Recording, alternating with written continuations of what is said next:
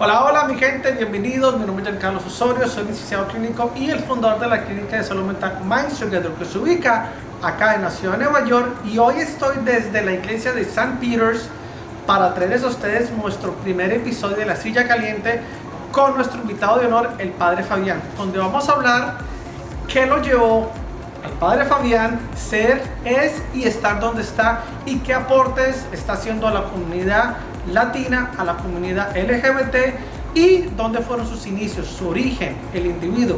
Vamos a hablar de esto y otros temas más en nuestra Silla Caliente. Chao, chao.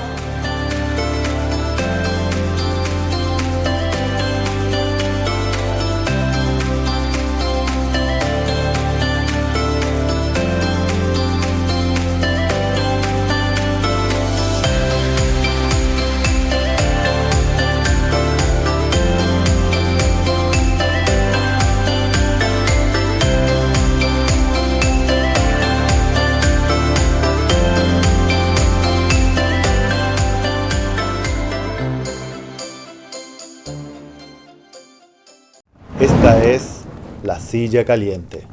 Démosles la bienvenida a nuestro personaje invitado.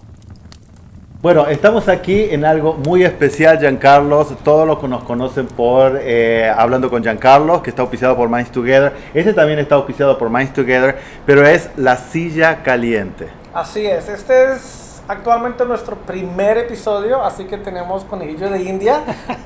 Muchas gracias. En esta nueva aventura que es La Silla Caliente, que es el resultado de Hablando con Giancarlo. Entonces, Exacto. ¿cuál es la diferencia? Mucha gente se puede preguntar, así que Hugo. Sí, no, la diferencia es de que, bueno, mientras en Hablando con Giancarlo nosotros tocamos diferentes temas y damos información acerca de salud mental, en este caso nosotros queremos conocer a la persona y queremos tener invitados a miembros de la comunidad que han logrado algo, que están creando un impacto y que cómo la salud mental por ahí haya influido o no en el logro de sus cosas. Pero lo importante acá es conocer a la persona. En este caso es conocer al Padre Fabián. El Padre Fabián es un sacerdote, padre aquí de St. Peter. Después vamos a hablar un poquito más acerca de tu carrera. Bueno, vamos a hablar muchas cosas porque te vamos a conocer. Pero esa es la idea, de hablar de la persona, cómo ha logrado sus cosas y cómo puede lidiar con situaciones que pueden ser relacionadas a la salud mental, porque acuérdense, esto está auspiciado por Minds Together y nosotros estábamos haciendo trabajo de salud mental en la comunidad. Correcto, entonces mientras Hablando con Giancarlo es un poquito más enfocado a la raíz, a las situaciones de salud mental, los diagnósticos, casos, síntomas. Ya La Silla Caliente es hablando y explorando a la persona detrás del éxito, ¿no? ¿Qué llevó a la persona a estar donde está? ¿Cuáles son sus metas? ¿Cuáles fueron de pronto sus dificultades? ¿Y qué es lo que espera de aquí en adelante? Y obviamente, debido a su trayectoria, a su trabajo, a su profesión, a todo el éxito, definir qué es para la persona el éxito y definir ese rol que hace en la comunidad directa o indirectamente. Entonces, de eso se trata La Silla Caliente. Y bueno, y tenemos hoy, como dije, al Padre Fabián, de Argentina. Correcto. Nació en Luján. Provincia de Buenos Aires, allá por el 1963. 1963, ya, lejos. O sea, ya lo que vamos con la edad. Allá Pero lejos. bueno, pero esto se graba en el ¿cuánto? No. Entonces, bueno, comenzó ahí, digamos, tu vida. Y dinos un poco en qué momento de tu vida estás ahora, para que podamos ubicar a la gente. Bueno, primero gracias a los dos, gracias a este hermoso programa. Por la aceptación. Y bueno, por esta cuestión de poder dar el puntapié inicial junto con ustedes. Y qué interesante, Silla Caliente, digo, qué interesante que encima se haya dado que un cura, con lo que tradicionalmente la palabra cura genera esta cosa tan prohibitiva, ¿no? Como que de pronto genera cuánto caliente puede haber detrás de algo tan prohibitivo, ¿no? Exactamente. Entonces, pero bueno. Y yo en este momento estoy ya hace 20 años o más de 20 años que estoy aquí en la ciudad de Nueva York, y ahora estoy junto con el pastor Jared Starr, que es el pastor principal aquí en St. Peter, y los dos estamos, como decimos en nuestro lenguaje, pastoreando, o sea, a cargo, como párrocos, a cargo de esta parroquia de St. Peter aquí en Manhattan, que es una iglesia luterana, St. Peter Lutheran Church, está dentro de lo que es el Evangelical Lutheran Church en los Estados Unidos. Y tú te enfocas en la comunidad latina inmigrante que viene a la iglesia o la iglesia en general. Me imagino que tiene como diferentes sectores, ¿verdad? Sí, en este momento, por poco el proceso histórico es, yo comienzo a trabajar con la comunidad latina por allá por el 2001-2002 en el Harlem. Ahí comenzamos el trabajo, comencé con una parroquia que se llama Sion, Iglesia de Sion, una comunidad que era un grupito muy chiquito, 4 o 5 boricuas, con un edificio que se estaba cayendo, y bueno, empezamos a trabajar, creció enormemente la comunidad, con todos los problemas también que ha tenido el mundo y este país. En un momento, bueno, la recesión del 2009 hizo que tuviéramos que abordar ese proyecto de poder salvar el edificio, tuvo que venderse inclusive el terreno, y ahí ya nos mudamos acá. Dentro de los lugares que tuvimos para elegir, vimos que St. Peter era un lugar muy estratégico por la ubicación, porque tiene conexión con New Jersey, conexión con Queens, Bronx, Brooklyn y distintas zonas, para poder digamos, albergar y tener a la comunidad latina y trabajar con la comunidad latina.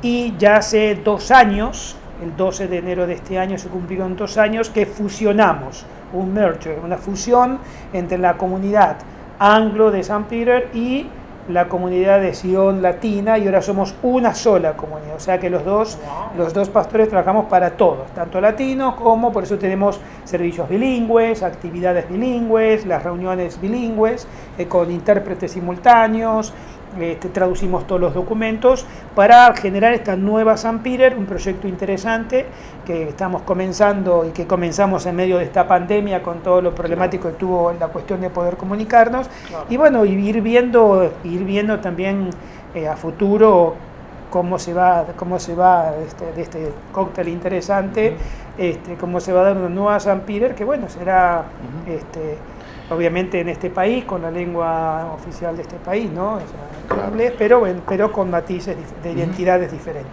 Antes de irnos un poco a la infancia y qué te trajo hasta acá, para seguir conociéndote un poquito más en la actualidad, tú también te has involucrado en el trabajo social, en los temas sociales, y por ese involucramiento ahora tú has ofrecido servicios a la comunidad latina inmigrante, y también eres guardián de niños que han cruzado la frontera. Exacto, sí. Cuando comencé, de hecho, bueno, creo que el disparador o la motivación, o una de las razones por la cual decidí quedarme acá en los Estados Unidos, fue el tema de que me involucré mucho y me enganché mucho con el tema de la problemática de los inmigrantes aquí en la ciudad de Nueva York y en este país, ¿no? Pero puntualmente en la ciudad de Nueva York, que donde estaba viviendo, y esa fue una de las razones importantes por la cual decidí continuar mi trabajo pastoral, y dentro de la iglesia luterana, porque yo vengo de la iglesia católica romana, ¿no? Y eso fue haciendo que me comprometiera muchísimo trabajando con la comunidad, con muchas organizaciones con las que trabajamos en conjunto para poder resolver cada caso, y también después por una ley que saca el presidente Barack Obama en el 2008, que es SICH, esta ley para poder proteger a los jóvenes. Ahí comencé, mi primer caso fue Hermes, que se me presentó y él me presenta digamos, esta ventana para poder ayudar, que fue que Hermes es un muchachito mexicano de Guerrero, y en el cual cuando él tenía 8 años vio cómo mataron a su hermano por ser homosexual en Guerrero, y cuando él fue creciendo y en su adolescencia él descubrió que también era homosexual, dijo: voy a terminar con mi hermano. Entonces migra acá y acá nos conectamos. Fue mi primer, como digo yo, mi primer hijo que Dios me dio, y todo este proceso, y a partir de ahí ya van más de 150 jóvenes que estamos tratando de un poquito de contenerlos en todo este proceso. ¿Más de 150 jóvenes, sí, guardianes? O sea, soy guardián legal de más de 150 jóvenes. Sí, eso. Claro. Wow. Sí, no, entonces, wow, sí, no, esa es una de las cosas obviamente por la cual queríamos tenerte a ti, porque sabemos que has logrado y seguramente tendrás muchas cosas para seguir haciendo dentro de la comunidad, pero otra vez, vamos a la persona. Entonces, vamos a comenzar de la niñez, ¿con ¿verdad? Fabián o el padre Fabián? Vamos a, no, A Fabián. ¿Sí? vamos a hablar, vamos a hablar con el Fabián, respeto, el padre Fabián. hasta la adolescencia Fabián, porque después él descubre ya su vocación y se transforma ya en seminarista. Okay. Pero primero el Fabián, entonces. ¿Paso al diván? ¿Cómo? ¿Paso al diván? Al ¿O me diván. quedo? Sí. Entonces, cuéntanos ese chiquillo, esa infancia, el apoyo de los padres, cómo fue, o sea, nacer en Argentina, fue bonita tu infancia, cuéntanos un poquito acerca de eso. Bien, un poco, como dicen en la televisión, hablando detrás de bambalinas, detrás de las cámaras, le comentaba a Jorge que yo no tengo, la verdad no tengo un recuerdo, siendo sincero con ustedes, con la comunidad, no tengo un recuerdo de mi niñez.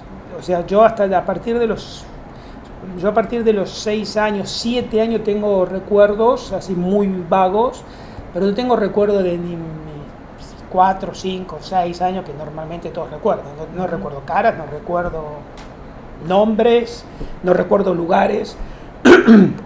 No tengo esos recuerdos, nunca me traumatizó, nunca fue tema que me generara ninguna situación, ni siquiera una cuestión que me habrá sucedido algo traumático o no. Pertenezco a una familia trabajadora, de clase trabajadora en Argentina, mi padre 2 trabajadores, mi madre ama de casa, mi padre trabajador, y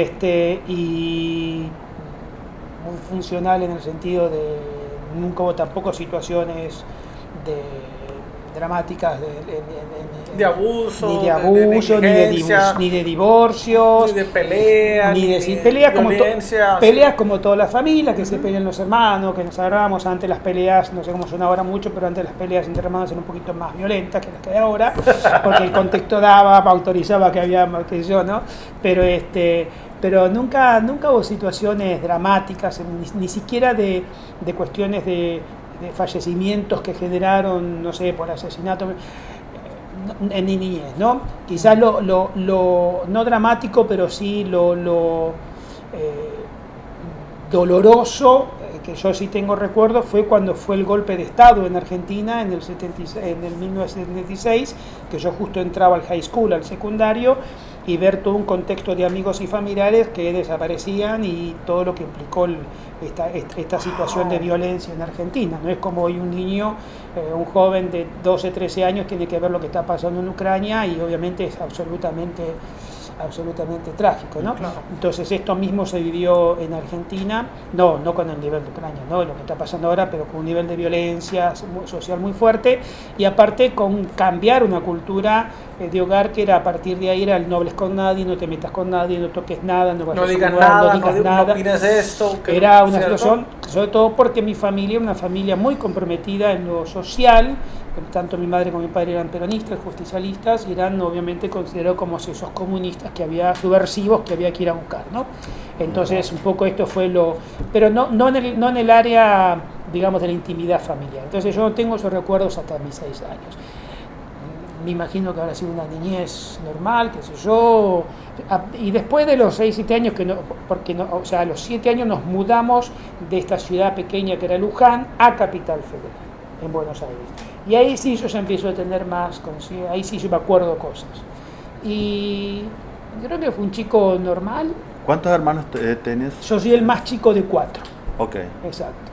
Y creo que fue una vida normal. Tuve mi primaria, terminé mi primaria, ingresé a mi secundaria, íbamos una familia que tenía mucha actividad deportiva.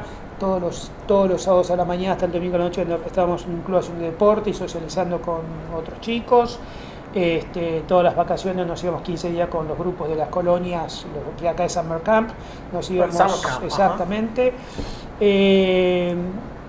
Vínculo con primos y tíos, ya no tuve situaciones así que yo recuerde traumáticas. en los procesos de identificación propio de la época de las cosas no se hablaban, o sea, de la época no se hablaba de sexualidad, no se hablaba de... Yo creo que todavía tampoco se habla de bueno, de tampoco se habla de esas cosas, claro. Muchas de esas cosas Obviamente, en muchas de las familias. Obviamente una de las cosas que estábamos hablando al principio era de que, bueno, cuánto nos impacta las cosas que nos suceden cuando nosotros somos niños, el tema del apego, nosotros hemos hablado muchas veces en los traumas infantiles. En este caso, tú que has visto que él o por lo menos no recuerda ninguna situación traumática o situación difícil que haya pasado. ¿Crees que eso puede ayudar también a que una persona tenga una estabilidad cuando es en la vida adulta? Sí, claro que sí, porque igualmente como afecta, digamos, los traumas o abusos durante la niñez y que no han sido resueltos, afecta al adulto en su comportamiento. De igual modo, va a traer consecuencias, en este caso positivas, el tener un vínculo o una dinámica familiar en lo que cabe no traumática, o sea, no voy a utilizar la palabra normal, pero digamos no traumática donde no hubieron episodios o experiencias traumáticas de abuso.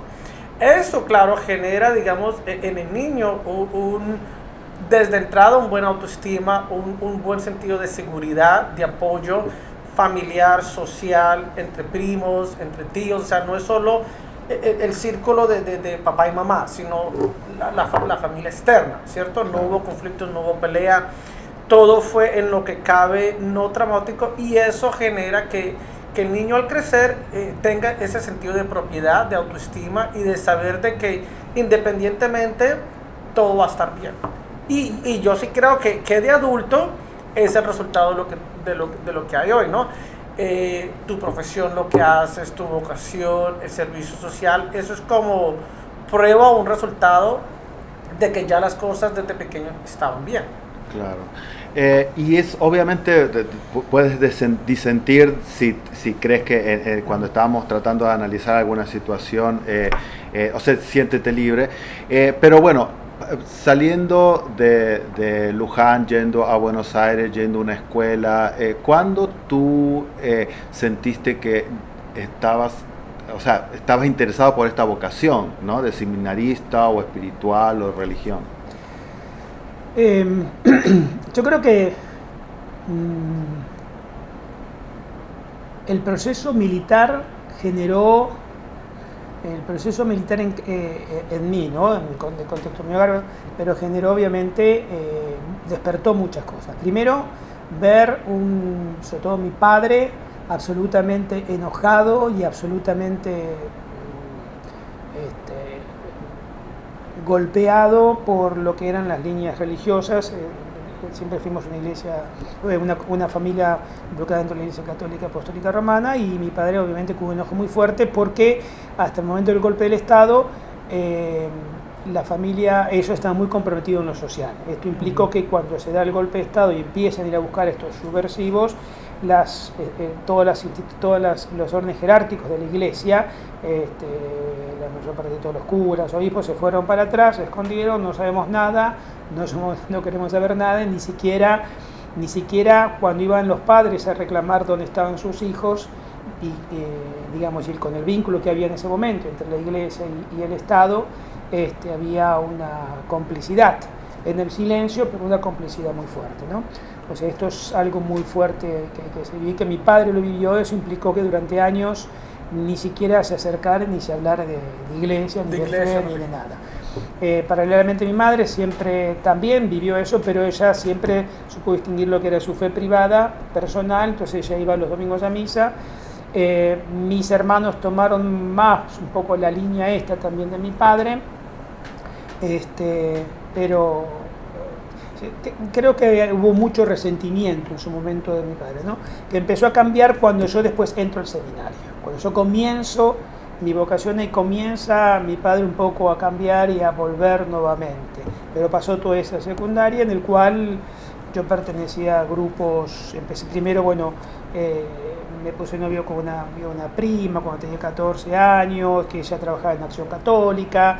Y después ya eso, el estar trabajando dentro de la iglesia, hizo que quisiera canalizar en el servicio a los demás. Si bien hasta ese momento estaba pensando, yo quería ser médico, toda en primaria quería ser doctor, y hacía todos mis juegos que yo tenía un libro lleno de los prospectos y ponía en bolsitas las cremitas y las pastillas y escribía eso.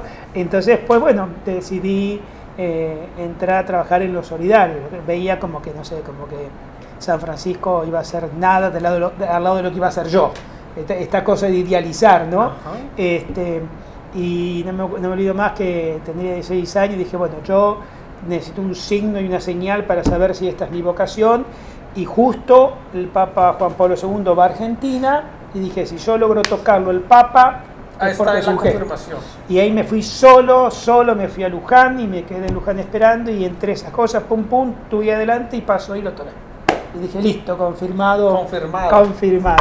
Y ahí... como ese sello de aprobación, ¿no? Claro. Y ahí comencé el proceso. Pero sí, creo que veía esos signos de querer estar siempre, salir de mí, capaz que sea analizable o no, pero de querer salir de mí para poder estar siempre involucrado con los demás y sobre todo con la vulnerabilidad, ¿no? Claro. Sobre todo con lo vulnerable. Y en este proceso, entonces, ahí empiezas a tener el apoyo y el soporte de tus padres, de tu familia. Mi madre sí, de entrada, mi madre me insistía mucho en que yo primero haga una carrera universitaria y después entré al seminario, porque hay que tener sos un muy gran chico, porque está bueno que lo pienses bien, si tenés vocación y Dios te está llamando, será hoy, mañana, 3 años, 5 años Dios te va a llamar, pero primero es una carrera universitaria, quizás porque me veía que yo era muy volátil, muy idealista. O a cambiar, a lo mejor tenga algo seguro, ¿cierto? Exacto. Mi padre me llama, vamos a tomar un café, y ahí me dice, bueno, nosotros nunca, por la edad, que yo tampoco mi padre nunca hablan, pero bueno, vos entras en el seminario porque tenés algún problema sexual. Y yo le digo, no, papi, yo entro porque tal cosa. Me dice, no, porque es importante, porque la verdad no sé por qué elegís eso, porque podrías tener una familia, hijos, qué sé yo, pero capaz que tenés algún problema sexual, hablemoslo. Entonces le digo, no, le digo, quiero ser cura porque quiero ser sacerdote, porque yo vengo, ok, perfecto. Entonces no era que estaba el apoyo, pero entonces fue claro y me dijo, yo no estoy de acuerdo, es tu decisión, se te va a respetar, qué sé yo, pero después fue cambiando de a poco, ¿no? Pero hasta esa conversación estuvo sana, ¿no? En el poder expresar y decirte, no estoy de acuerdo con tu decisión, pero te respeto porque es tu decisión. Claro. Exacto. O sea, eso es muy distinto a decir, no acepto tu decisión y no me vuelvas a hablar, no vuelvas a hablar de mí y me desconecto y me desaparezco. Sí. O muchos casos que los han echado de la casa. Totalmente. Claro. Sí, Claro. De hecho, perdón, pero cuando uno escucha la historia del Papa Francisco, la madre por años no le habla. Era una situación, claro, fue muy duro para la familia de Jorge Bergoglio aceptar que su hijo entrara al seminario. Eso sí fue traumático. Él lo cuenta su historia. Pero yo siempre he pensado que hay familias de pronto que desearían eso, que es como una bendición, o sea, que lo miran así, ¿no? Que mi hijo, el único en la familia, es seminarista y es el pastor, o sea, lo ven como algo de mucho orgullo. Sí, pero también cierra por ahí las posibilidades económicas. También puede en ese momento familia, los hijos, seminarios ¿no? estaban repletos. Los seminarios, de hecho, yo entré y en el seminario había 260 seminaristas de primero a octavo año, 57 entraron conmigo, ¿no? Pero de hecho los seminarios y las órdenes religiosas están repletas de vocaciones precisamente por contexto de mucha pobreza. Claro. Porque son los lugares donde esta gente va muy humilde y ahí tiene todas las comodidades, y también al tener todas las comodidades tenés una estructura de vida que tenés que respetar, ¿no? Claro. Horarios de misa, horarios de oración, horarios de esto, entonces te va formando en un contexto, en una cultura. Yo crecí, me acuerdo que sí, en Luján había no me acuerdo de nada. O sea, yo siempre después volví a Luján, Yo soy el único de la familia que necesito volver al lugar donde nací. Mis hermanos no tienen interés. ¿Y eso por qué? Sí, qué lindo, pero yo necesito volver.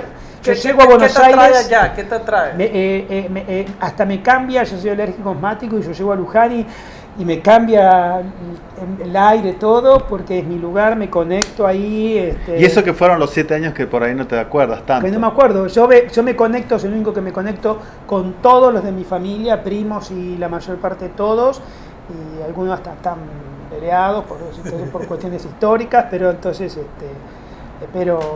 Interesante. pero yo vuelves yo siempre vuelvo y siempre digo mi sueño es decir, no, yo quiero ahora cuando en algún momento me retire, volver a tener un lugar ahí, una casa ahí. Mi sueño sería volver y estar como sacerdote ahí. Siempre tengo esta cuestión de volver a ese espacio, ¿no?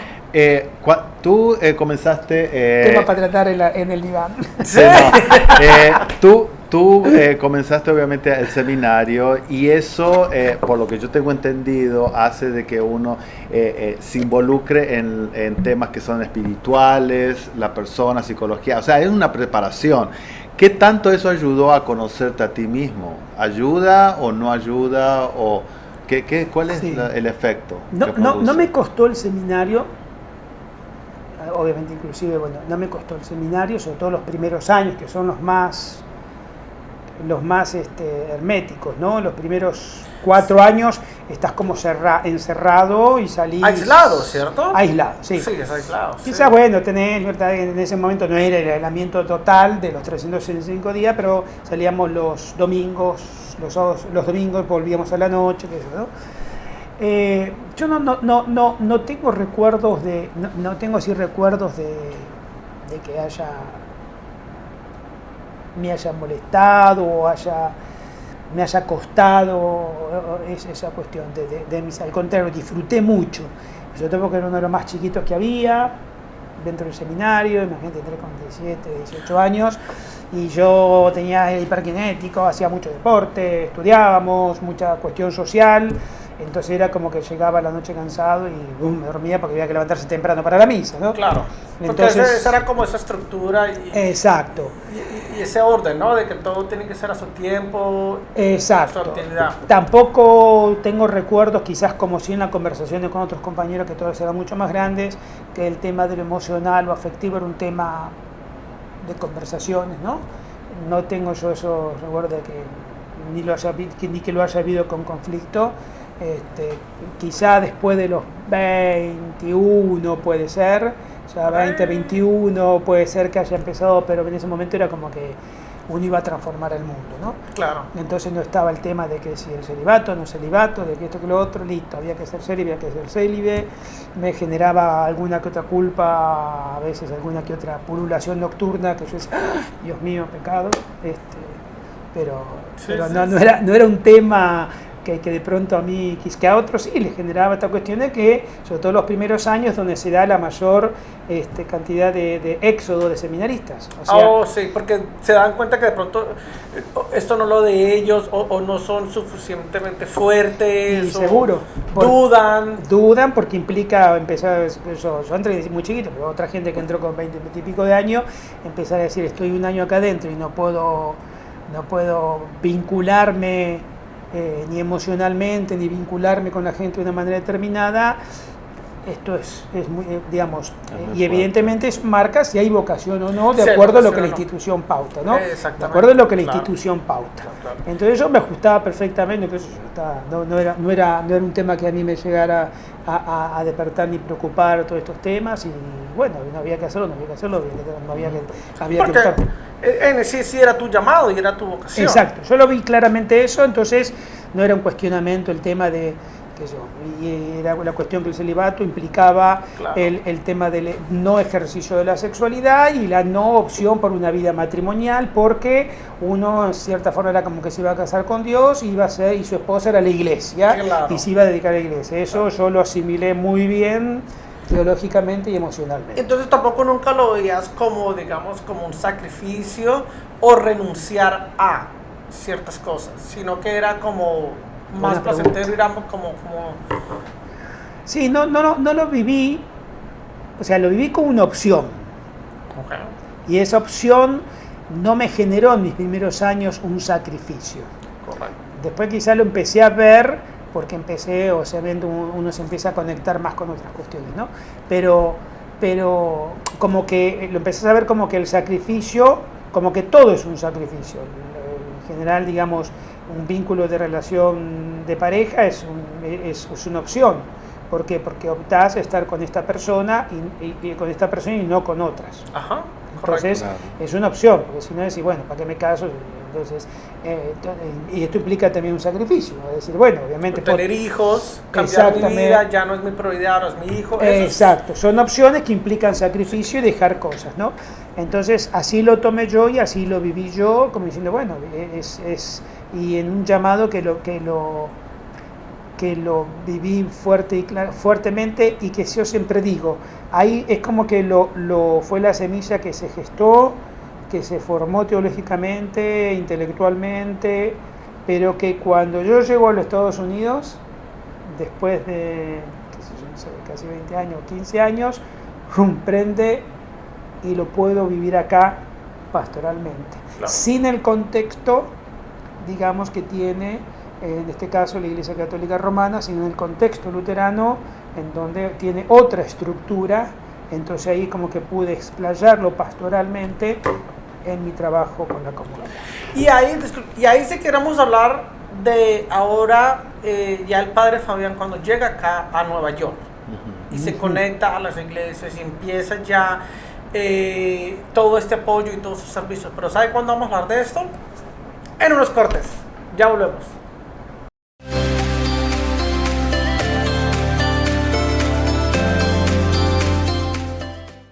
Hola mi gente, saludos, bienvenidos. Mi nombre es Giancarlo Osorio, soy licenciado clínico y el fundador de la clínica de salud mental Mind Together, que se ubica en la ciudad de Nueva York, para traerles a todos ustedes. Hoy voy a hablar sobre algo súper importante. Bueno, todos los consejos de menos de un minuto son importantes, pero este en particular. Muchas personas viven angustiados, viven ansiosos, estresados y preocupados por caerles bien a todo el mundo. Les voy a decir algo rapidito. Lo único que tú puedes controlar es tus pensamientos, tus emociones, tu comportamiento. Tú puedes controlar lo que está aquí, lo que sientes acá y cómo te comportas. De resto, no lo puedes controlar. Y entre menos trates de controlarlo, más control vas a tomar de tu vida. Y recuerda, no estar bien, está bien. Chao, chao. Hola mi gente, bienvenidos. Mi nombre es Giancarlo Osorio, soy licenciado clínico y el fundador de la clínica de salud mental. Para traerles a todos ustedes un mensaje. Hoy 2 de abril me dieron una super noticia, estoy súper contento y quiero compartirle con ustedes.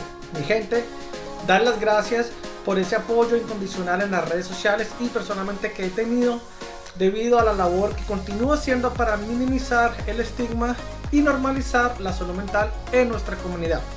¿Qué creen? Salí de portada y no para Colombia necesariamente. Sí, tuve acá el honor de salir en la portada en el periódico del Trabajador Inmigrante. Muchas gracias a ustedes por la colaboración y voy a seguir trabajando con ustedes para traerles esa información y esos artículos sobre la salud mental en la comunidad. Así que este periódico ya está disponible acá en las redes sociales en inmigrante.com y también está acá a disposición de todos ustedes en nuestras oficinas de Forest Hills y la de Junction Heights y también acá en la comunidad latina. Hoy en este artículo hablé sobre el bullying y el acoso. Un tema súper importantísimo que para mí es la otra cara también de la pandemia, el bullying y el acoso. Muy importante, hablé sobre qué es el bullying, qué es el acoso, hablé sobre cómo le puede afectar a los niños y lo más importante de todo, informar a los padres, educarlos, que muchas veces cuando los niños están siendo acosados en la escuela o en cualquier otro sitio, también en internet, por ejemplo, nunca les van a decir a ustedes. Se van a quedar callados, van a mentir, simplemente porque no quieren causarle a ustedes más problemas o piensan y creen que ellos se merecen el bullying. Entonces mi gente, por favor, si quieren, síganos acá en el Trabajador Inmigrante y recuerden, no estar bien está bien. Chao, chao. Hola, bienvenidos. Mi nombre es Giancarlo Osorio, soy licenciado clínico y el fundador de la clínica de salud mental Mind Together, que se ubica acá en la ciudad de Nueva York, para traerles a todos ustedes unos consejos en menos de un minuto. Tengo hoy a un personaje que ustedes no saben lo que me ha costado que llegue acá a la clínica de Mind Together debido a su agenda promocional tan arduo que tiene. Así que para mí es un honor tener a... Hola, hola, mi nombre es Noel Márquez, Mr. Seven Studio 2022. Así es, directamente desde Honduras, Catracho, ¿ah? Dale, directamente desde Honduras tengo acá el nuevo Mr. Seven Studio 2022 para hacerle una pregunta, así rapidito. ¿Es verdad que este concurso de Mr. Seven Studio 2022 es un concurso más del montón acá en Queens? La verdad. La verdad, no. Yo No. quiero ser diferente a los demás Mr. Ok, eso dicen todos. Pero, ¿por qué vas a ser tú diferente? Porque yo sí quiero trabajar con organizaciones e incluso hace poco estoy trabajando con una organización allá en mi país. Oh, ¿en serio? Ah, ¿quieren saber ese nombre de la organización y el desempeño que está haciendo este Mr. Seven Studio 2022? Si lo quieren saber, no se olviden de seguir nuestro episodio en... Hablando con Giancarlos. Y recuerden, no estar bien, está bien. Chao, chao. Hola, ¿qué tal? Aquí en Minds Together estamos organizando terapia grupal para adultos. Así que si tú tienes depresión, ansiedad o bipolaridad, puedes llamarnos, averiguar más acerca de esos grupos aquí en estos números. Y bueno, recuerda, no estar bien, está bien.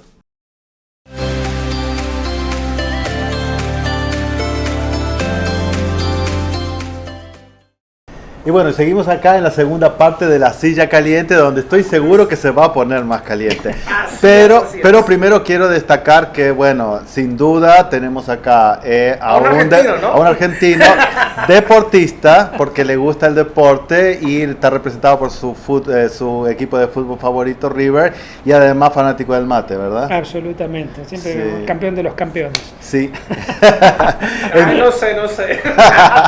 Bueno, tú eres de Colombia, así que no te deberías tener ningún conflicto. En América con es eso. un buen equipo. En la América, Es muy Ah, buen Ah, equipo. está bien. Bueno, yo Bueno, soy del Deportivo Cali. Bueno, Ah. yo puedo decir que me solidarizo con River, así con que River. está bien.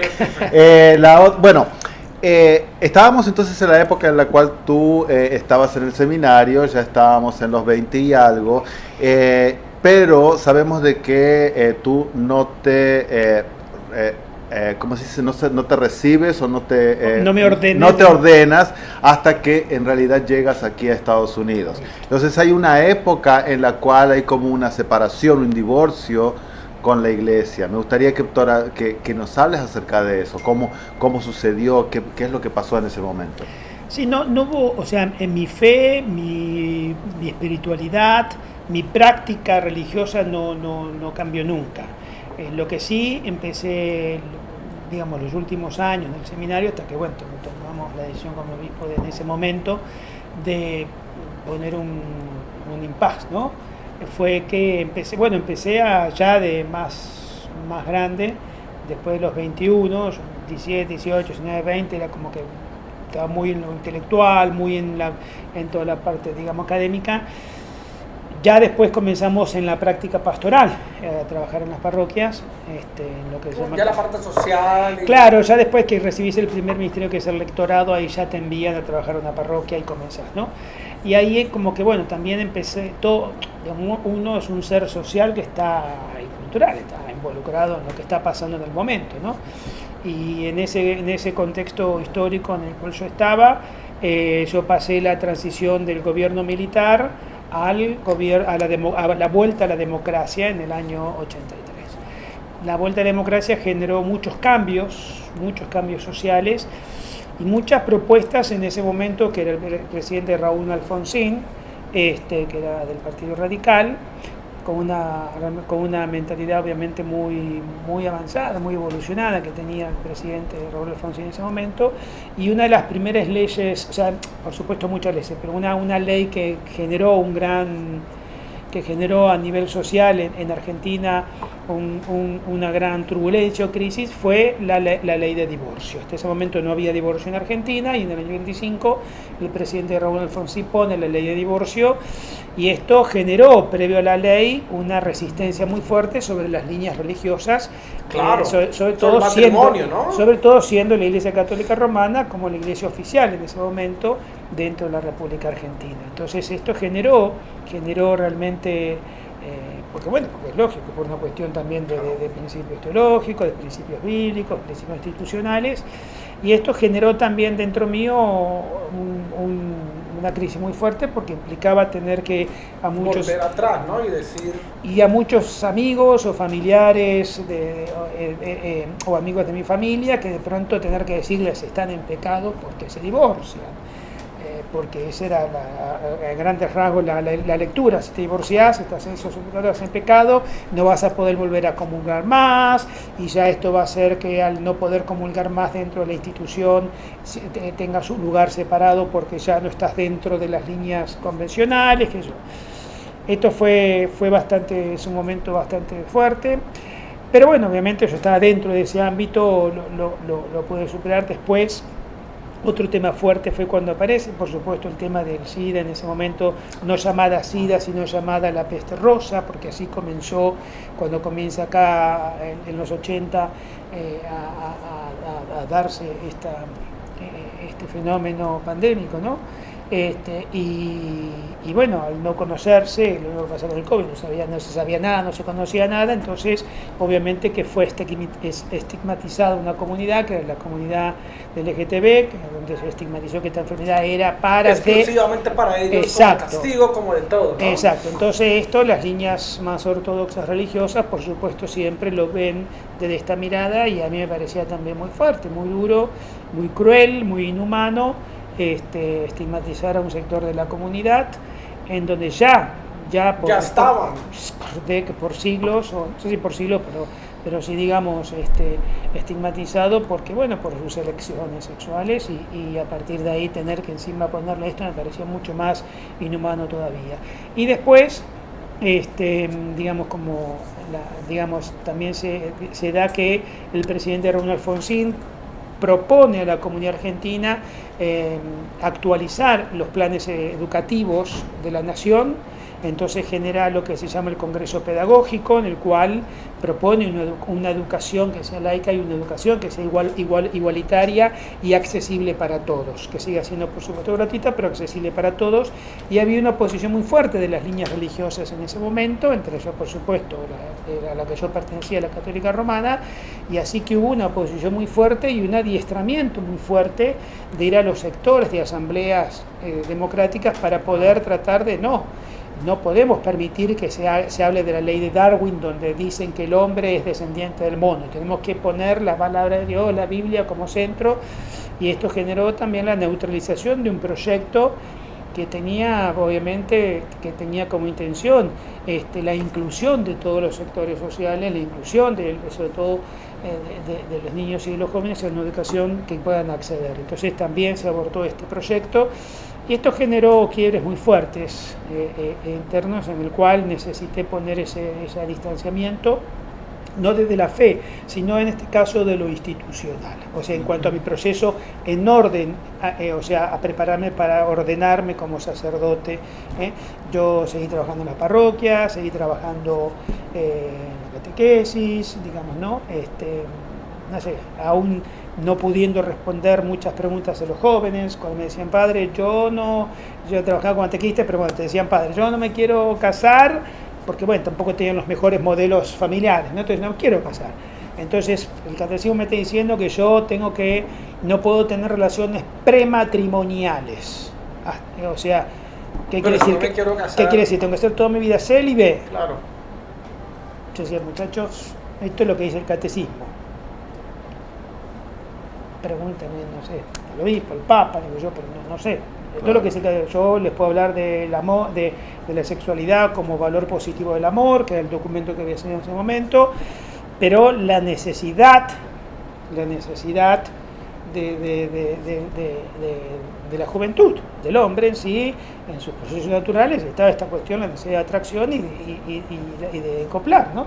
En la sexualidad. Y por otro lado, también un poco lo que rebalsó en su momento fue el tema, fue la cuestión también donde el uso de los preservativos era pecado, porque el preservativo, un condón, el uso de un preservativo, un condón es una instancia de anticoncepción. Entonces, todo lo que está dentro de la anticoncepción es pecado.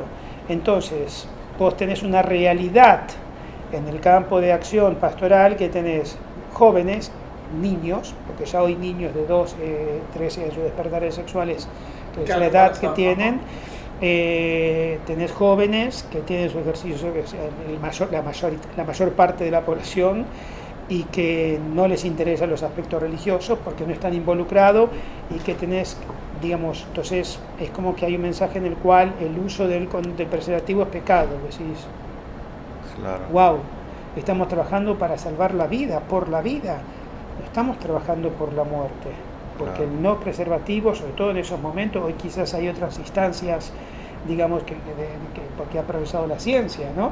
Pero en ese momento lo único que preveía Una enfermedad venérea venérea era el preservativo, el entonces preservativo. era como diciendo, wow, ¿no? Esto, entonces en los colegios, yo estaba trabajando en colegios católicos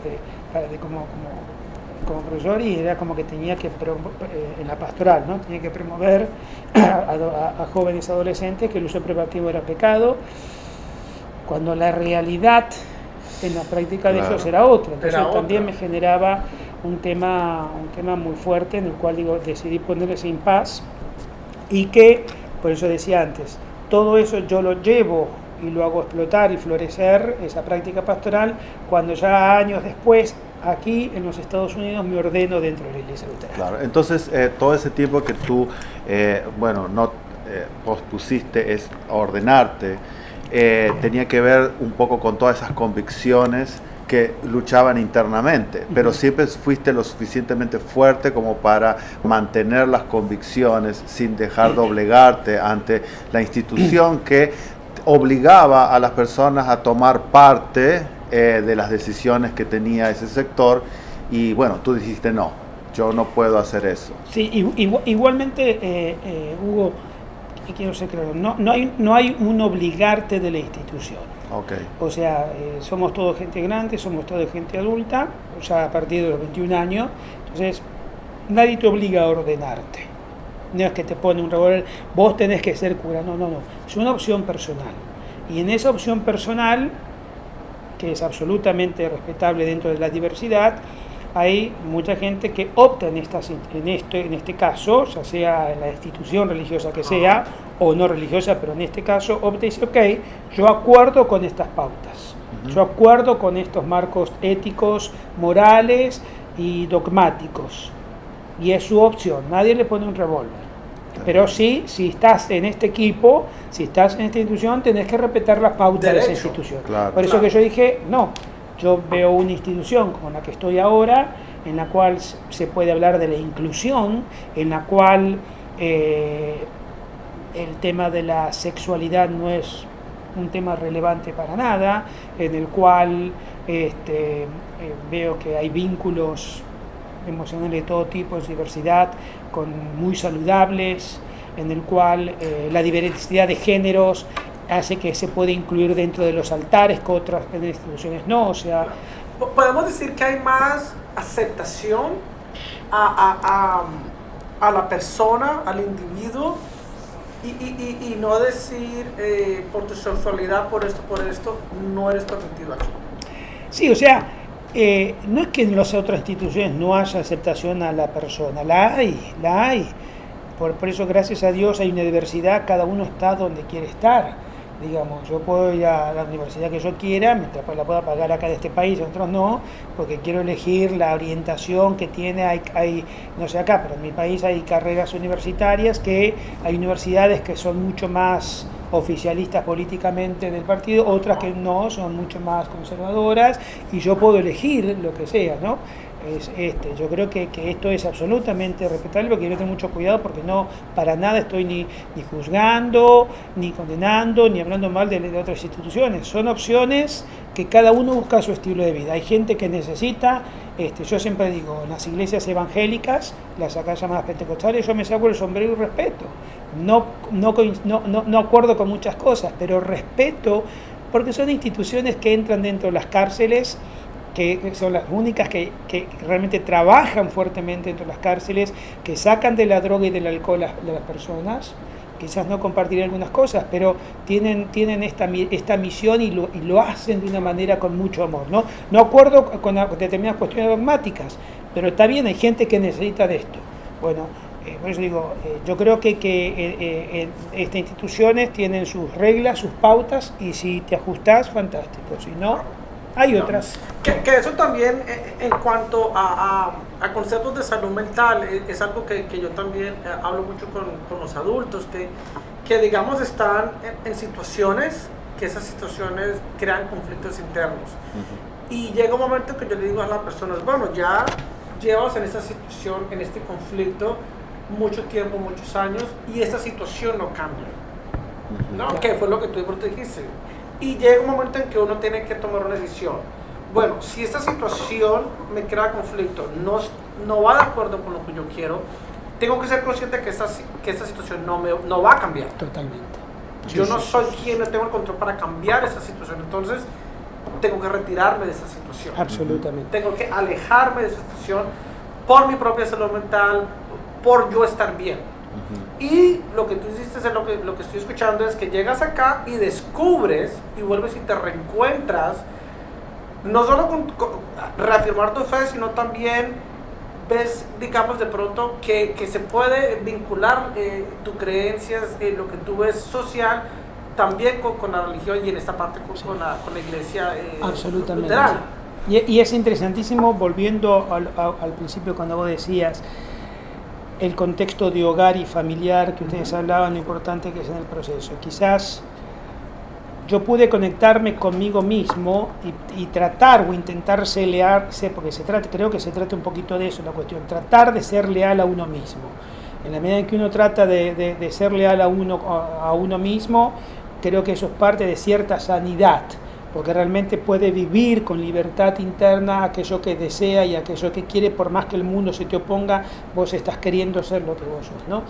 Yo siempre, esto porque me parece importante, porque hay una película que a mí me marcó muchísimo por lo buena que está trabajada, y que un poco pone esto, lo social, lo institucional, con una experiencia personal, y es la película La Duda, The Doubt, la película que hizo Meryl Streep. Yo la vi acá en el teatro en Broadway, como teatro la vi, y es un peliculón impresionante porque se trata precisamente en un convento, en un colegio secundario, en un colegio primario de unas monjas, donde en la película Meryl Streep es la madre superiora, en donde la madre superiora acusa al padre de que abusa de un niño. Entonces, ahí se instala la duda. Lo fuerte en el diálogo de esta película, y me pareció wow, me acuerdo que estábamos en el teatro y todo el teatro dijo wow, quedamos, ¿viste? Plantea el tema de que la monja necesita los elementos para poder ante el obispo acusar al cura. Entonces tiene elementos donde supuestamente el cura tomaba, es una obra de teatro y película, sí. El cura tomaba alcohol en reuniones privadas con los chicos. Entonces ya para ella eso no correspondía, porque también estamos hablando de principios del 900, ¿no? 1940, entonces, o 60, qué sé yo. Entonces eso no correspondía. Claro. Entonces lo que la monja necesitaba que le diga al chico, sí, me acarició, sí, me hizo algo. Entonces la llama la madre. Y acá digo los aspectos. Era un chico negro y la mamá negra, en un contexto de una escuela Irish, ¿cómo es? Irish, irlandesa, en un contexto de una educación irlandesa, de lo que implica acá en Nueva York, sobre todo en Estados Unidos. Claro. Entonces era el tema de que cuando la madre le expone esto, cuando la priora le expone esto, la madre lo primero que le dice es que, ¿y por qué no pensar que mi hijo es el que quiere abusar de él?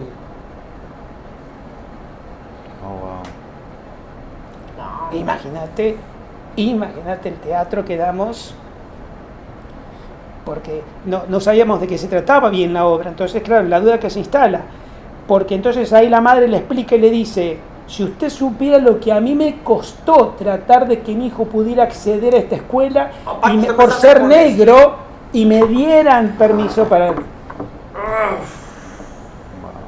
Tremendo. Sí, no, ¿no? Horrible, como los contextos muchas veces, por eso digo, lo relacionado con que a veces los marcos los marcos familiares, cómo te permiten a veces quizás poder conectarte con uno y decir, bueno, no, esto yo no lo quiero, o quiero vivir, digamos, cuando en los despertares, sobre todo los emocionales, hay un contexto de familia que ayuda, que acompaña, que respeta, ¿no? No necesitan los jóvenes después en la orientación que elijan subestimarse, maltratarse y vivir una vida. Correcto, pero entonces, ¿qué pasa cuando es la misma institución de la familia la que te predispone y te inculca desde muy temprana edad que por tu sexualidad, por ser más afeminado, por no pertenecer al género que tú eres, entonces ya te están diciendo, ¿cierto? Si vas a ser, ay, cuidado que usted me salga homosexual porque te vas a ir al demonio, no vas a entrar al cielo, no vas a entrar a esto. O que les estaba diciendo, cuando tengo adultos que aún recuerdan, yo me acuerdo que mi mamá y mi papá me llevaban a la iglesia y le decían al cura, rece por mi hijo porque yo creo que él va a ser uno de esos. Y sí, no, y la verdad, ahora que estás mencionando, vamos a tener un tema específicamente con respecto a esto, ¿no? De la iglesia, la salud mental y muchas de esas cosas. Pero vamos a volver a ti. Sí. Tú dijiste que, no te habías ordenado hasta que llegaste aquí en el 2003. Claro, me ordené dentro de la iglesia luterana. Exacto. Y entonces, una vez que te ordenaste en la iglesia luterana, ¿cuál fue tu descubrimiento dentro de esta iglesia y en qué área te has desarrollado? Sí, fue entre eso lo que hablamos recién, de esta cuestión de la inclusión en la diversidad de género, de esa apertura, digamos, que ni siquiera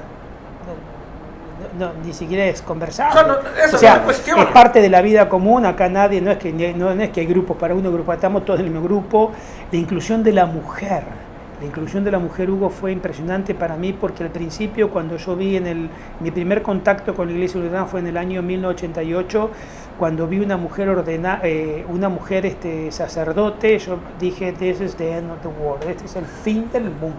Claro. El Apocalipsis se cumplió porque una mujer está consagrada ordenando, celebrando misa o predicando. Yo dije, porque venía con otra filosofía. Entonces, y después ir descubriendo lo bello dentro de esa diversidad, lo rico, lo maravilloso de poder compartir el ministerio, digamos, en este caso con una mujer, me parece maravilloso, ¿no? O de pronto poder también tener, porque la iglesia luterana tiene, de hecho, en Los Ángeles se ordenó la primera mujer trans, obispo. Entonces, ¿qué hace una mujer obispo trans? Pues decís, wow, estamos hablando con ella, con Carlos la otra vez, ¿no?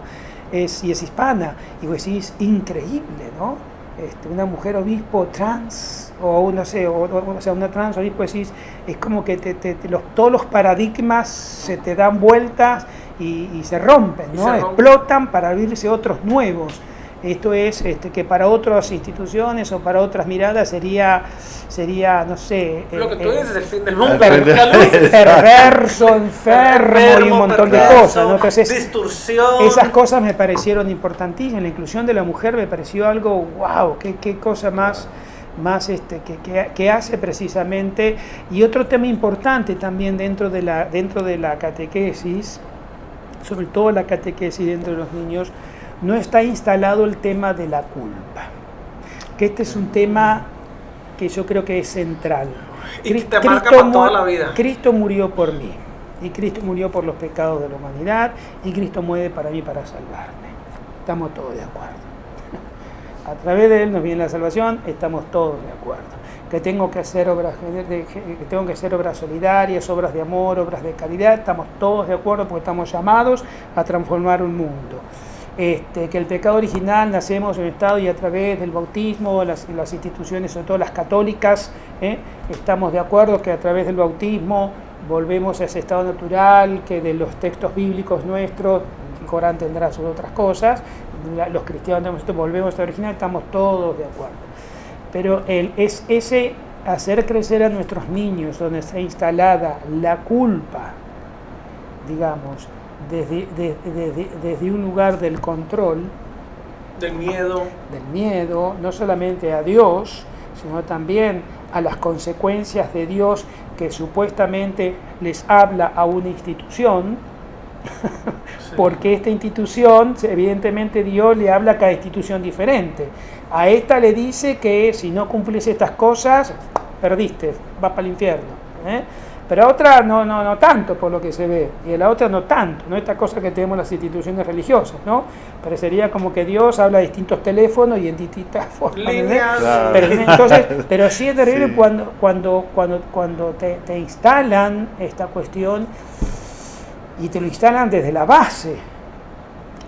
Son procesos de décadas transformar esto y no vivir con culpa, por ejemplo, que la sexualidad, cuando la tenés que hagas lo que elijas, lo que sea, o cómo lo quieras ejercer en tus vínculos, tenés que vivirlo con culpa, estas son las cosas que me parece a mí, pero tomemos la sexualidad como uno de los despertares que hacen a la identidad dentro de otros, a la identidad de todo ser humano, hombre, mujer, lo que sea, pero tener que instalarte la culpa, esta cuestión por lo natural es, dentro de una teología y filosofía de lo natural es esto, ok. Lo natural es que el sexo está hecho solo para la procreación. Ok.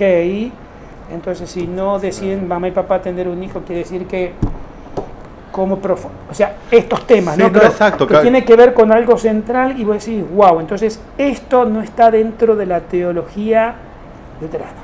Exacto. Y ahí es donde estos aspectos que yo me conecté muchísimo dentro de la teología luterana es lo que se llama justificados por la fe, ¿okay? No por mis obras, sino por la fe, que lo toma Juan Pablo II como parte de la teología en 1984, lo toma como parte de la teología dentro de la Iglesia Católica Romana, pero digamos adaptado a la institucional, ¿no? O sea, como que la Iglesia Católica Luterana y la Iglesia Católica Romana son las más afines teológicamente en estos aspectos, no en los institucionales, ¿no? No en los institucionales, claro. Wow. Obviamente ese despertar a una nueva institución obviamente creó la necesidad de tú también desarrollarte en ella.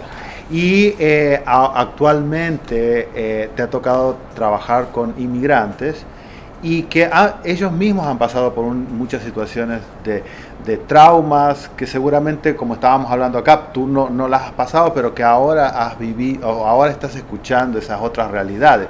¿De qué manera te impactan a ti esas cosas? Y me impactan a querer ordenarme dentro de la Iglesia Luterana, porque en la práctica pastoral, que es donde yo digo que ahí es donde yo como que florecí, como que desperté y dije, acá quiero todo lo que en su momento quizás el paso de la adolescencia, la juventud lo viví desde los civilización, ¿no? Claro, exactamente, lo puedo vivir acá, es encontrarme con que, por ejemplo, dentro de la práctica pastoral institucional, viene una familia y dice, padre, quiero bautizar a mis hijos. ¡Ay, qué lindo! Bueno, ¿y dónde estamos? Porque yo estoy en Queens, en tal parroquia. Y no, lo que pasa es que el padre me dijo que porque nosotros no estamos casados por iglesia y él no tomó la confirmación, no puedo bautizar a mi hijo. A ver, ¿qué culpa tiene tu hijo con que vos no querés casarte si estás recibiendo un sacramento? Y mucho más al conectarme en una comunidad latina donde, hablo de latina porque la que conozco, debe estar en todas, ¿no? Pero en esto quiero ser claro, no estoy estigmatizando a la latina, sino en todas, pero digo, la que conozco en lo que trabajo, donde obviamente hay gente que viene de sectores en sus países donde seguramente tiene 4 hijos que son de 4 diferentes padres, porque en su vida, porque no tuvieron la formación estricta de un colegio católico, apostólico privado o luterano privado o bautista privado o lo que sea, para poder decirle creció en el campo. Claro. Creció en el campo. Entonces tener que sancionarlos en lo sacramental y tener dignos, pues. Y no son dignos, y tener que apartarlos de la mirada amorosa de un Dios y privarlos de esta cuestión y tener que instruirlos me parece muy fuerte. Estas eran las cuestiones en el trabajo con lo migratorio, ¿no? recibir en las caravanas, cuando he ido todas las veces a Tijuana, a trabajar con las caravanas allá, en México, en los últimos años, y encontrarme con caravanas trans y poder darles el abrazo, y poder albergarlos acá y recibirlos acá y darles el abrazo, me parece maravilloso, ¿no? Sin tener que estar poniendo los principios, ya condenándose y juzgando, digamos, criticando, ¿no? señalando o rechazando, ¿no? Y que ya porque te ven el cuellito, ya el cuellito en sí mismo se siente no. Sí. Este me va a dar un sermón y va a Claro. a traerme más culpa. Claro, Exacto. ¿entendés? Entonces, y si te lo sacás y vas así nomás, es como que bueno, y no, que no es cura, no es nada. Entonces te quedas como diciendo, entonces como que tienen instalado esta cuestión como que si veo un cura me va a condenar y me va a maltratar porque, Claro. qué sé yo, porque es mi segunda mujer y no me caso, porque... Pero es que para eso es lo que estaba hablando, pero eso también ese es el resultado de esas experiencias traumáticas o negativas que vivieron de niños en la formación de sus creencias, ¿cierto? Claro. Que volvemos a lo mismo. Digamos, a esta chica trans que tú vienes y abrazas y le das la bienvenida y la ayudas, crea un conflicto, porque desde chiquito o de chiquita le enseñaron que vas a ir al demonio, eres culpable, no te va a salvar y eres pecaminosa. Sí. Y mira qué terrible, ¿no? Porque la formación está basada en estos aspectos que hacen estas, entre comillas, éticas, que tienen que ver con los comportamientos de identificación e identidad de cada uno. Entonces es como, pero digamos, y no se trabaja muchas veces en los temas que tienen que ver con precisamente el amor y ser precisamente transmisores de paz a los demás, ¿no? O sea, los grandes líderes que generan estas grandes guerras de grandes matanzas, gente muy formada. Entonces que seguramente tienen sus esposas, sus hijos, y son grandes diabólicamente planificadores de la muerte, ¿no? Sí. Que es terrible. Y obviamente tú, al solamente dar un abrazo a una comunidad que se sintió desplazada de alguna manera, ya estás generando un proceso sanador. Y de cambio. Y de cambio. Y eso creo que es importante para la población a la que estás llegando. Ahora, porque yo he visto videos tuyos donde estás en la frontera y donde estás en los campamentos y estás abrazando a algunos niños y estás hablando con ellos. Y yo mismo de afuera estaba viendo eso y decía, ¿de qué manera tú procesas todo eso que estás viendo cuando ya te alejas, te vas de ahí? ¿Cómo haces para no llevarte toda esa carga emocional? Porque yo mismo me veía ahí y digo, ¿cómo hago para despegarme de esto? ¿Cómo haces tú? ¿Cómo mantienes tu sanidad mental después de ver tantas cosas que están sucediendo alrededor? Sí, me conecto mucho con todo esto, porque me conecto desde lo intelectual, emocional, personal. Mi persona se conecta con todo esto y creo que hay como una especie así no sé cómo sonará o cuál es exactamente la palabra, como una especie de retroalimentación, ¿no? Siento como que a la vez el estar conectado con esto me fortalece, al estar conectado con esto me permite redescubrir una alegría interna que es la que quiero transmitir, una paz interna que es la que quiero transmitir. Todos los que me conocen saben que yo me voy a Argentina y a veces estoy 3 semanas o un mes.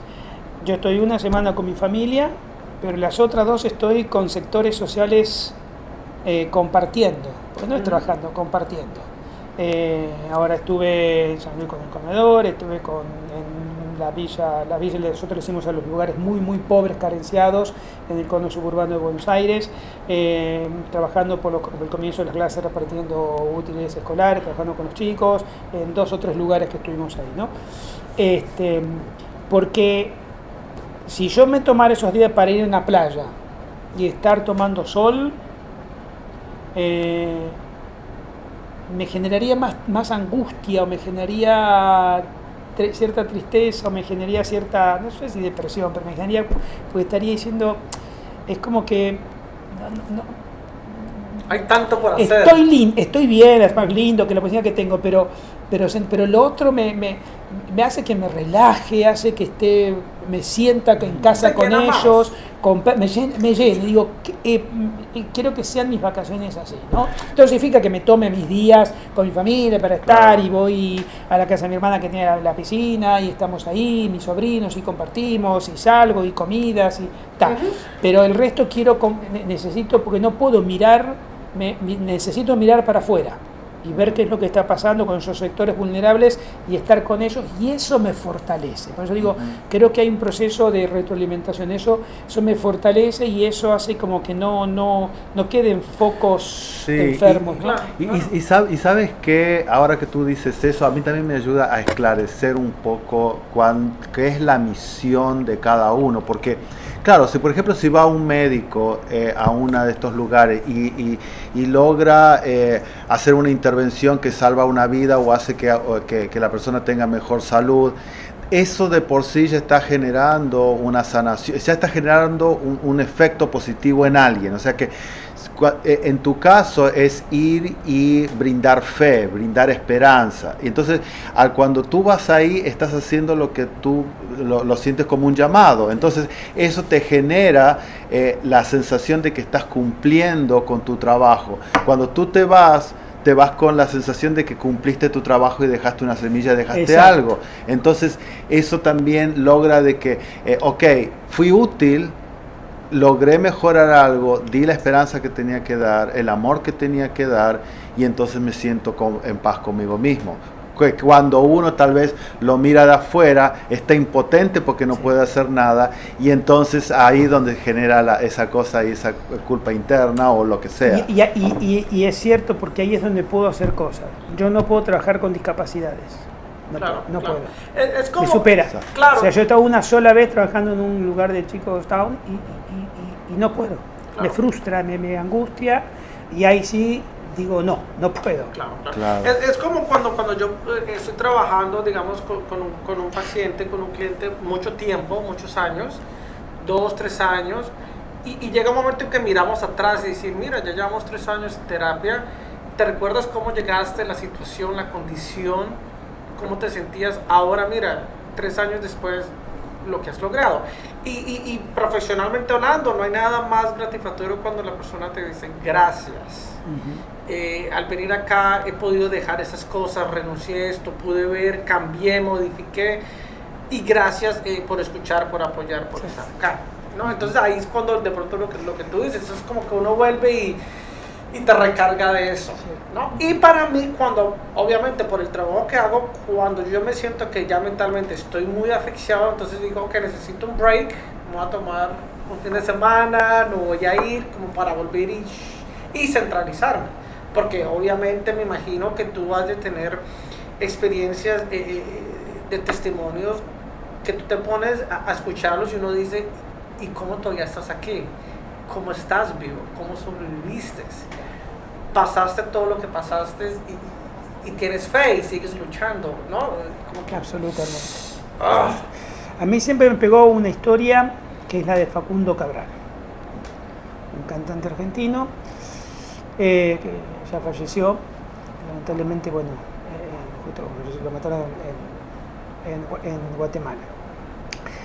Facundo Cabral siempre me pegó su historia, el tema de decir, tenía su familia, su esposa, sus hijos, y mueren en un accidente. Quedó solo, mueren su esposa, sus hijos. Imagínate la angustia de este hombre, porque se le fue toda su vida. Y él siempre quiso, porque es de la época de la Madre Teresa de Calcuta, entonces quería encontrarse con la Madre Teresa de Calcuta. Cuando Teresa de Calcuta va a Argentina, logra encontrarse con ella, y le dice precisamente, le comenta su situación y su enojo y su angustia de lo que está pasando. Entonces la Madre Teresa de Calcuta le dice, mi pregunta es, ¿qué vas a hacer ahora con tanto amor? Y siempre me conecto con esto, ¿no? Porque digo, creo que el poder dar eso, yo creo que cuando podés conectarte en el amor para la gente, y yo creo que genera cuestiones sublimes dentro de uno, emocionalmente, que te satisfacen. Sí. Que te satisfacen porque no es conectarse con el dolor y decir, ay, sí, me disfruto con el dolor. No. Es esta cuestión de poder sacar de uno y llevar, ¿me entendés? Esta cosa que decía Teresa, ¿qué vas a hacer con tanto amor? Y bueno, ¿qué vas a hacer con toda esa energía? El amor es energía.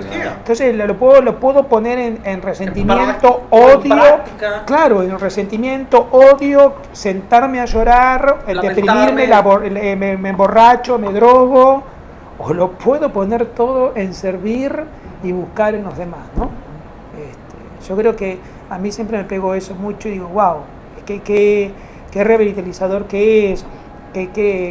Cómo te planifica, digamos, en todos los aspectos emocionales, en todos los aspectos mentales, digamos, ¿no?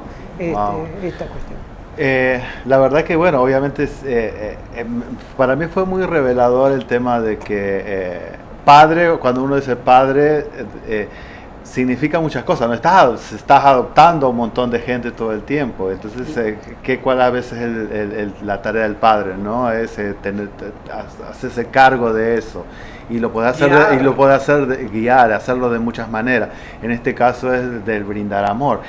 Tenemos casi que terminar porque obviamente podríamos estar mucho tiempo, pero obviamente todavía tenemos algunos minutos, pero volviendo a la anécdota que tú dijiste, ¿cuál es tu proyecto de ahora en más para canalizar ese amor que todavía seguramente tenés ahí? No, seguir acompañando a toda la comunidad inmigrante en un proceso, en un tiempo de muchísima incertidumbre que se está viviendo en este momento, sobre todo en esta administración.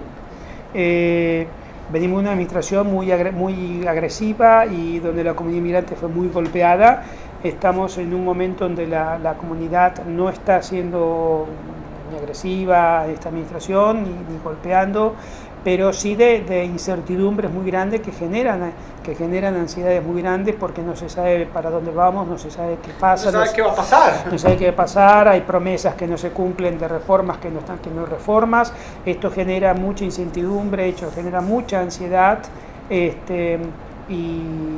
Y bueno, creo que seguir acompañando en todos estos procesos, seguir acompañando en la frontera a miles y miles de gente que está y cada vez se van a empezar a agrupar más si no para esta guerra tremenda, porque ya también hay muchos rusos en las fronteras en estos momentos, porque tampoco hay muchos países que estén dispuestos, abiertos, dispuestos y económicamente con situaciones de poder albergar. Europa está en una crisis muy fuerte, Latinoamérica en una crisis muy fuerte, entonces esto va a generar y decir, bueno, creo que vienen momentos después de una pandemia en la cual también hay toda una situación de reorganización que lleva mucho tiempo, ¿no? Así que seguir acompañando y caminando con la comunidad inmigrante y bueno, y ver que lo poquitito que se puede hacer, ¿no? Yo creo que aquí no sería como la lucha sigue, sino el amor sigue, ¿no? El amor continúa. Y yo creo que eso podemos concluir con eso, ¿no? Sí. Es decir, eso, el amor sigue. Para mí sí ha sido un honor y sí agradezco que precisamente seas tú el protagonista y el primer invitado especial de La Silla Caliente que surgió y vamos a crear ese impacto y esas historias así se tienen que saber, se tienen que dar a conocer. Entonces sí, de antemano, muchas gracias, Padre, por aceptar la invitación y permitir ser vulnerable y conocer a la persona que ha logrado todo esto. O sea, muchas gracias. Gracias a ustedes. Sí, así que bueno, muchas gracias otra vez, lo mismo que dice Giancarlo, creo que fue muy acertado y bueno, a veces no son las casualidades, no existen, ¿no? Sino que por algo estás acá y creo que un nuevo espacio que se abre con lo que estabas diciendo, generado por amor y el amor que siempre ha dado y proyectado a las cosas, así que imagino que va a estar muy inspirado para el futuro de nuevos episodios. Pero sabemos que no va a ser la última vez que te vamos a tener, porque vamos a hablar acerca de otros temas que tal vez no estén relacionados a tu persona, pero sí a temas de la iglesia y cómo afecta la salud mental, que ya va a estar salir también muy pronto. Pero bueno, desde el corazón, muchas gracias. Gracias a Así ustedes. que muchas gracias. Chao, chao.